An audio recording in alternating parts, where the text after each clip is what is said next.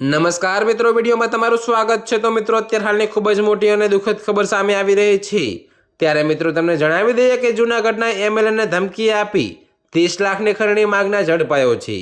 જી હા મિત્રો, અત્યારે હાલની આ ખૂબ જ મોટી અને દુઃખદ ખબર છે। ત્યારે મિત્રો, એમએલએ સંજય કોરડિયા પાસેથી ₹30 લાખની ખરણી માગનાર મુખ્ય આરોપી સમીર રિંગ બ્લોચને જૂનાગઢ ક્રાઇમ બ્રાન્ચે મુંબઈ એરપોર્ટ પર લુકઆઉટ સર્ક્યુલર એટલે કે LOCથી ઝડપી પાડ્યો છે।